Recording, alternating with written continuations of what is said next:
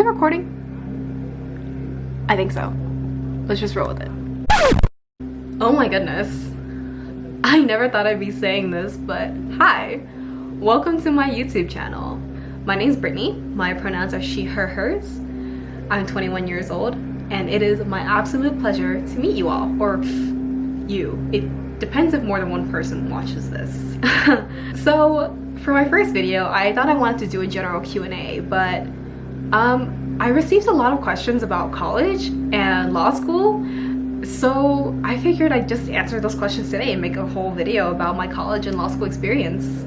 Just for context, I graduated from UCLA this past June. I was a sociology major and Asian American studies minor, and I just finished my first semester of law school at UC Hastings. So let's get into the UCLA questions first, since I have much more experience in that regard. The first question is, why did you choose your major? I chose sociology because I took two introductory sociology classes while I was in high school. It was part of a dual enrollment program that my high school had with our local community college.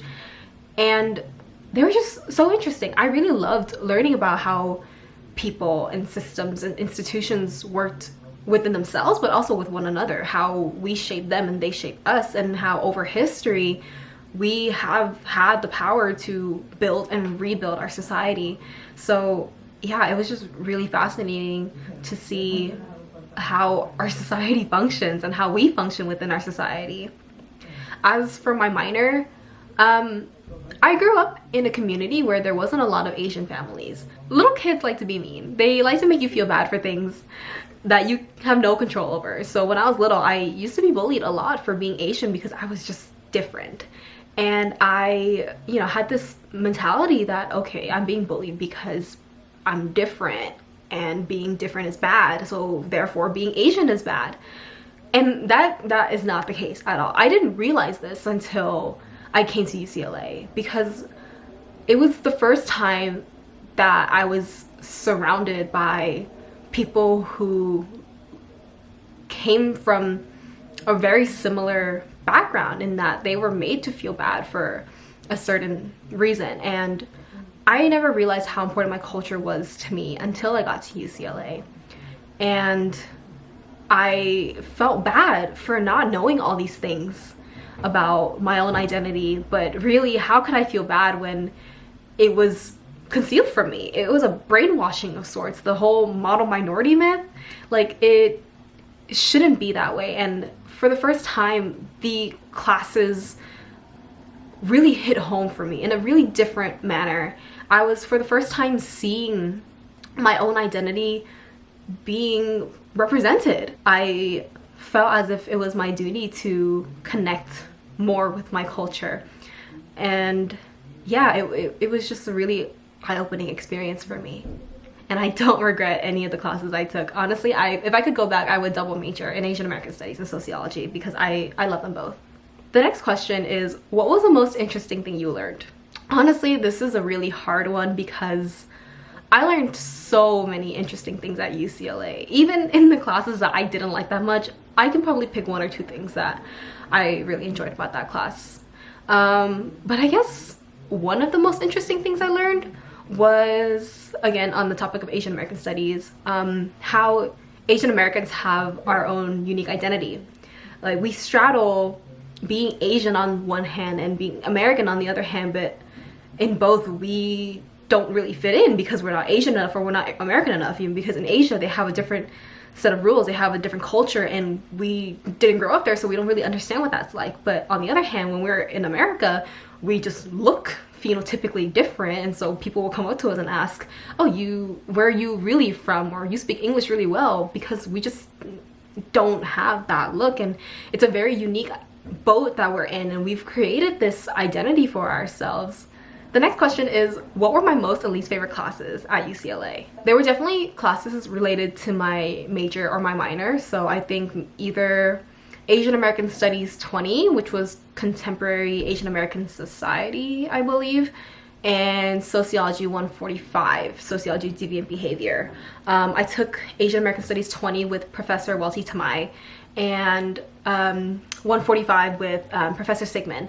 Those two classes were just so cool, especially deviant behavior, because it was just, it says it in the title, it's out of the ordinary. We learn about deviance and how we actually define deviance, because you can't define deviant without defining normal and vice versa. So and how deviant has changed over time too. It was crazy. Least favorite class, it was most definitely stats 20, interest statistics. Oh my goodness, I thought I liked math up until that class. Honestly, I don't know, my Professor Gold, had really good reviews, and that's the reason why I enrolled in this class. But I don't know what happened my quarter, but I was struggling. Like nothing clicked. Yeah, I don't think I've ever been more miserable in a class. Honestly, it was really bad. The next question is, what was my favorite memory? So even though I only spent 3 years at UCLA, I graduated early, within 3 years. I feel like there's just still so many memories to pick from, but I think if I had to choose just one, it would be Community Tour 2020. So Community Tour is a kind of like a retreat almost for the organization that I was involved in. It's called CCLEAR, Southeast Asian Center for Learning, Education, and Academic Retention. It's a mouthful, so CCLEAR. And I was involved with that organization for about pretty much the entire time I was there. First as a general member, and then I kind of moved my way up. So Community Tour 2020 was the most memorable to me, because not only was I with my friends for a weekend and just kind of learning about different cultures, I mean, and just getting immersed in the sea world with all of my sea friends. I was also very heavily involved with the planning, because I was more involved with the organization at that point. And yeah, it was just a lot of fun. And I just have so many stories from that weekend, and it was exhausting, I'm not gonna lie, but I think it was one of the most happiest times at UCLA. I think there was not a point in that weekend where I felt out of place. On that note, the next question is, how do you get involved on campus? And the easiest thing I have to say is show up. Sign up for everything at the activities fair. Like, there's the enormous activities fair at the beginning of the year. Sign up for everything, show up to general body meetings, show up to the club socials, and see what fits. It's kind of like the whole throw everything at the wall and see what sticks method. Like, some things are gonna work out and some things are not, and you're gonna find that, and that's the easiest way to be involved. So if you find like 10 different organizations that really click with you, that's great. If you find one or two, that's great too. You can be much more involved, and I think that's the easiest way to do it. And also, you know, ask around, ask other people that you meet what other organizations they're involved in, because there's so many at UCLA. You never know what you're gonna find. I was learning about new orgs up until the day I left, to be honest, so there's always something for everyone. So I think that's the easiest way to be involved. Just show up, ask around. On a similar note, how do you make connections? And how do you make friends and form friend groups? I really struggled with this one, to be honest. At the beginning, when I was in high school, I was pretty social. I was friends with pretty much everyone. I didn't really have any beef with anyone, but because I went to a really small school, I was so used to just having like a tighter knit group of people. But when I got to UCLA, because there's like what, 40,000 people? I don't know, I don't remember exactly, but for the first time I was just being surrounded by so many people, and I came with the same mentality, you know, I could be friends with people, like everyone's just nice, and that wasn't the case. I definitely met a lot of people who were not so nice, and it kind of shocked me, and I took it too personally, and I know that now. And my advice is, don't take it personally. You are gonna be rejected, and that's totally normal. That's just how life works. But also, everyone is in the same boat as you. Everyone's starting college too. So just because you weren't friends with that one person doesn't mean that nobody wants to be friends with you. Like, you are gonna find friends at some point, you know? Don't let that one person who was rude to you ruin your whole demeanor the way that I did. You know, I probably took about a year until I started relearning how to make friends. It was that bad. But if I could go back and tell myself one thing, it would probably be that, among other things. The next question: how does college change your mental health and self-esteem? 2 words: imposter syndrome.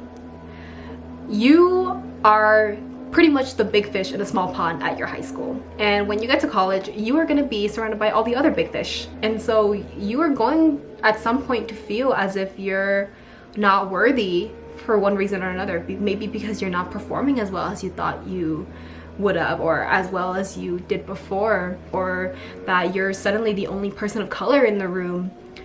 All these things tie into imposter syndrome. But also, you should understand that there are resources meant to help you get through that, and that there are people who are going through the same things that you are, and that you can connect with them, and that's something that you will find strength in, that knowing that you're not the only person going through this, and you will come out at the end of the day stronger than you were before. And imposter syndrome is just something that you will deal with no matter what. And I know attorneys and professionals who still to this day battle with imposter syndrome because they just, for some reason or another, felt as if they don't deserve anything that they earned.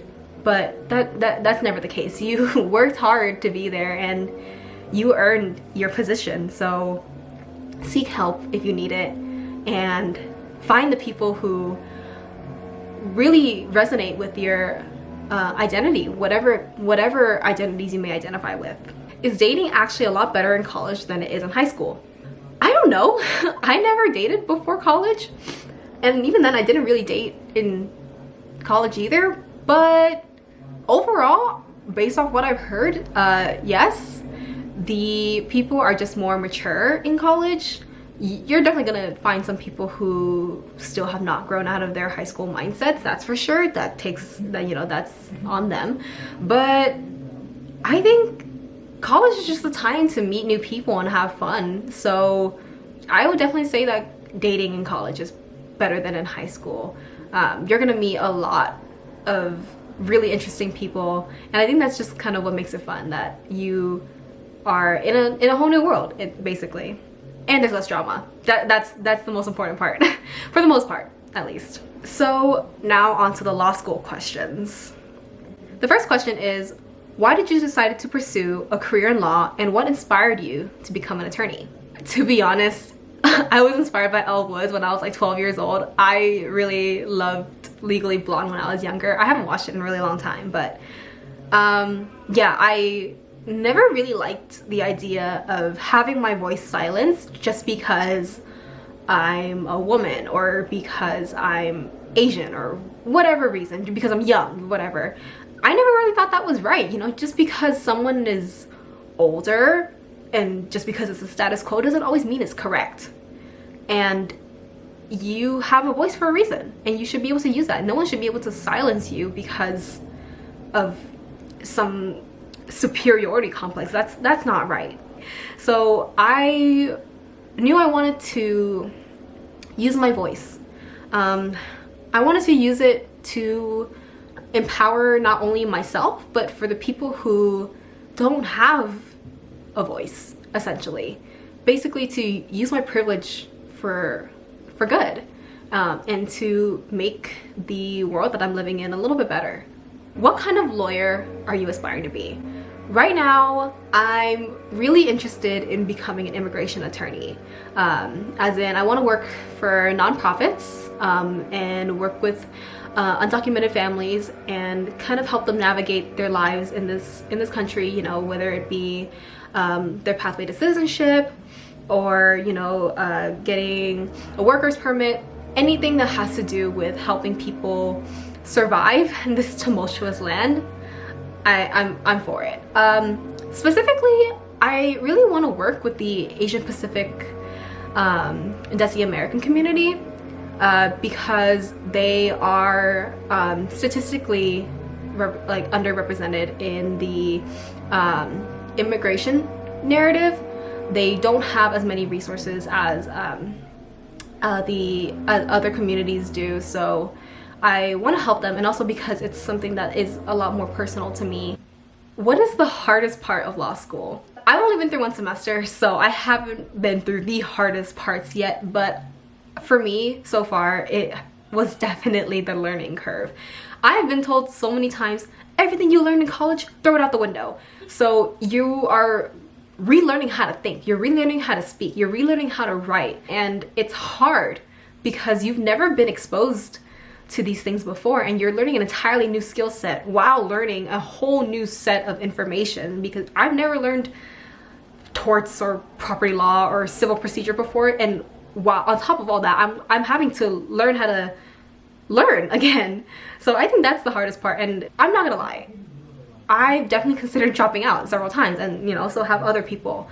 It's a normal thing, but it's because we've never been challenged this much before. And one of my mentors, she told us the challenge is it's what's making you smarter, because when you're learning new things, you're, you know, making new grooves in your brain, and sometimes you feel really smooth brained, to be honest. But no, the challenge is what's making you smarter, and it gets relatively easier, you know. Like in the beginning I didn't know how to write a case brief, and now I do, and that's because I was able to push myself to overcome that challenge. But every day there's something new thrown at you. There's always going to be a learning curve, and you just have to face the fact that it's going to be difficult. How did my first semester go? Hard. I definitely did things that people did not recommend me to do, as in they said take practice exams. Guess what I didn't do? Take practice exams. I definitely would change my study habits for second semester, but like I said, it's all about learning. It's all about learning what works best for you, and you know, trial and error. Sometimes you succeed and sometimes you fall, but the important part is that you get back up again. And you know, first semester was hard, but am I ready for second semester? Hell yeah. Like I'm ready to do this all over again, because I'm a completely different person now than I was 4 months ago. So it's definitely something super humbling. So I wanted to wrap it up by answering this really important question, and it relates to both college and law school, and pretty much just higher education in general. And that's, what's it like being a person of color in prestigious schools? It's basically imposter syndrome all over again. You're gonna have to deal with overt racism and microaggressions, and that's just, unfortunately, that's just how it is. But you have to remember that, what I said before, you deserve to be there no matter what. No matter what anybody says to you, you deserve to be there. And it really helps for you to find spaces where you're being heard and you're being represented. So for me, at UCLA, that was C-Clear, that represented Southeast Asians and Southeast Asian allies. And at UC Hastings, that's VALS, the Vietnamese American Law Society, and APALSA, the Asian Pacific American version. In these spaces, you are going to find the people who understand you in a really, really different manner, because they are basically like you, just like you, and they're going through the same things too. And when you find those communities, you feel completely different. You feel like as if you're being understood and heard in a space where it seems as if they're just trying to sweep you under. And it really does have a positive effect on your mental health to be able to vent all your frustrations about, you know, maybe something that someone said in class that really bothered you, and you didn't know how to speak up on it, or you know, just a holiday is coming up that your culture celebrates and you want to find some other people to celebrate with. It's all about finding space and taking up space, taking up necessary space. You know, you're never alone, and there are resources to help you and to help you navigate successfully. Your accomplishments shouldn't ever be diminished, that's for sure. And you have to remember that these systems, they weren't designed for people like us.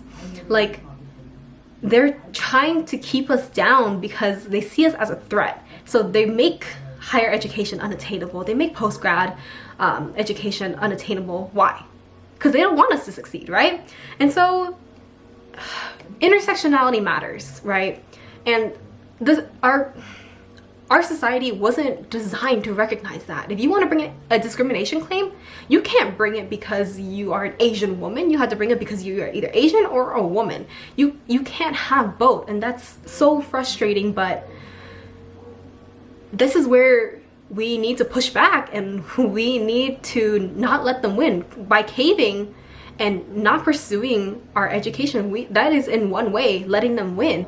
I think the most important thing to take away from all of this is that if we don't push back, then there is gonna be no way that we are gonna be seen and heard, and most importantly understood. Not only understood by them, but understanding each other. And I just think it's completely necessary that we, you know, take up all the space. That got real deep real quick, but I think it's a really important conversation to have, and that's just the basics. But if you guys have any more questions, I'd love to do like another part to this. Let me know. Let me know what you want to see from me too, because I really don't know where I'm gonna go with this channel. There's so many things that I want to do, but at the end of the day, I want to create content that you guys want to see, but also that I enjoy too. So let me know down below what you guys think. But yeah, that's it for this video. I hope you guys liked it. Thank you for watching. Hit that subscribe button if you want, I guess, if you enjoyed what I was talking about and you want to hear more. I'll also leave my social media down below. Go ahead and follow me if you care to. And yeah, let me know what you guys want to see next. And I'll see you next time. Bye.